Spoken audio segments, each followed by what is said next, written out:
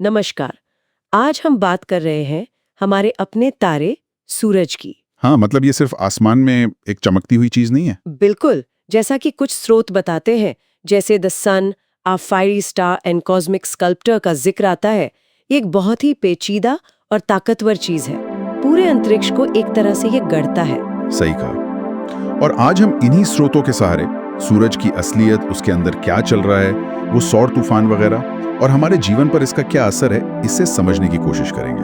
हाँ, और ये भी कि ये एक जी टाइप तारा है। इसके अंदर एक परमाणु भट्टी चल रही है, कई परतें हैं, और ये स्पेस वेदर को कंट्रोल करता है। बिल्कुल। तो शुरू करते हैं। है क्या ये सूरज आखिर? बताइए जरा। देखिए, ये करीब 4.5 अरब साल पुराना है, और ये गैस का गोला नहीं बल्कि प्लाज्मा का है, मतलब आयनाइज्ड गैस। अच्छा, प्लाज्मा। और सुना बहुत भारी है। हाँ, बहुत।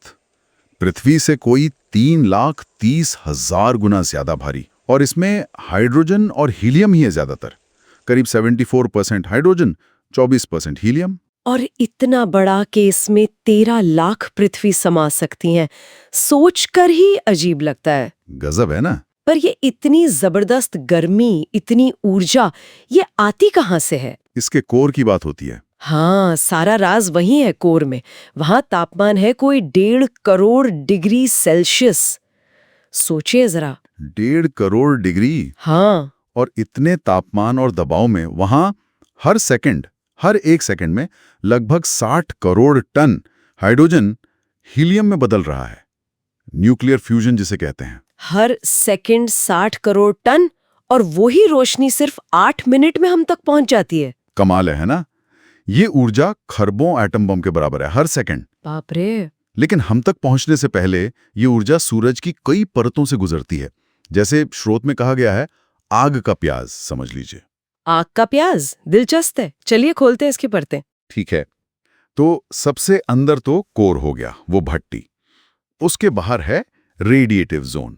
Radiative zone. हाँ, यहाँ ऊर्जा फोटोन के रूप में निकलती है, लेकिन वो कणों से टकराती रहती है, भटकती रहती है। तो उसको बाहर निकलने में कभी-कभी 1 लाख साल या उससे भी ज्यादा लग जाते हैं। क्या? 1 लाख साल? मतलब जो रोशनी हम आज देख रहे हैं वो तब बनी थी जब पता नहीं धरती पर क्या हो रहा होगा। बिल्कुल, बहुत पुराना सफर है उसका।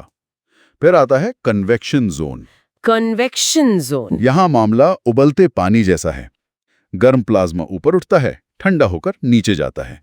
ऐसे गर्मी सतह तक पहुंचती है। अच्छा, ओके। और फिर वो सतह आती है जिसे हम देखते हैं, फोटोस्फीयर। हाँ, फोटोस्फीयर। तापमान कोई 5,500 डिग्री सेल्सियस। और इस पर छोटे छोटे दाने जैसे दिखते हैं, ग्रैन्यूल्स कहते हैं। ये असल में टेक्सास जितने बड़े उबलते प्लाज्मा के बुलबुले हैं। टेक्सास जितने बड़े। और इसके बाहर भी पड़ते हैं क्रोमोस्फीयर और वो रहस्यमयी कोरोना।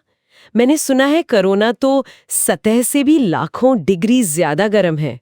ये कैसे हो सकता है? हाँ, ये वाकई एक बड़ा सवाल है खगोल विज्ञान में।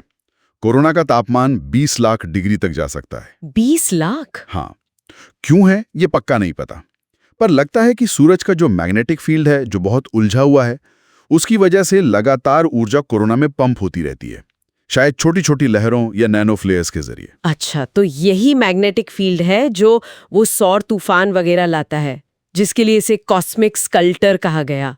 सौर ज्वालाएं, CMES। बिल्कुल।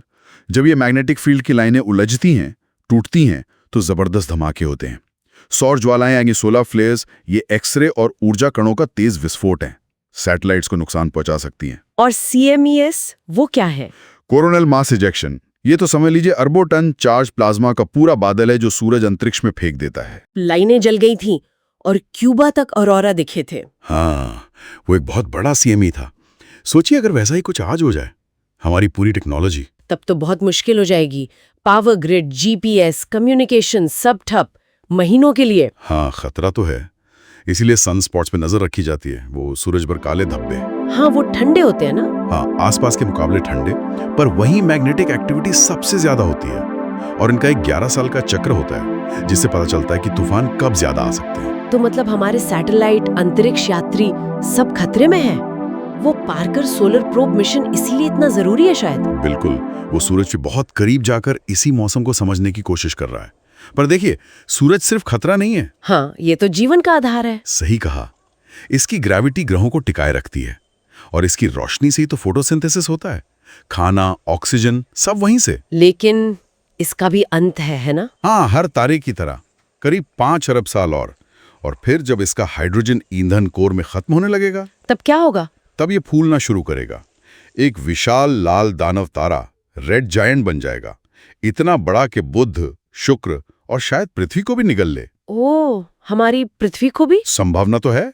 और उसके बाद अपनी बाहरी परतें अंतरिक्ष में बिखेर देगा।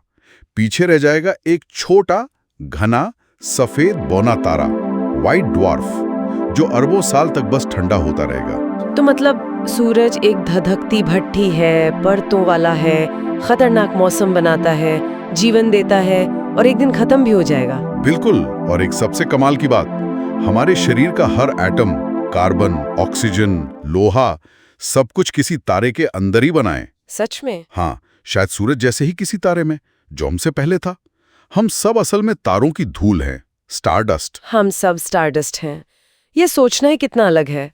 ब्रह्मांड से गहरा जुड़ाव महसूस होता है ना? इस पर सोचिएगा जरूर। ये जानना कि हमारे परमाणु तारों में बने हैं, ये हमारे अपने अस्तित्व और इस ब्रह्मांड को देखने का नजरिया कैसे बदलता है।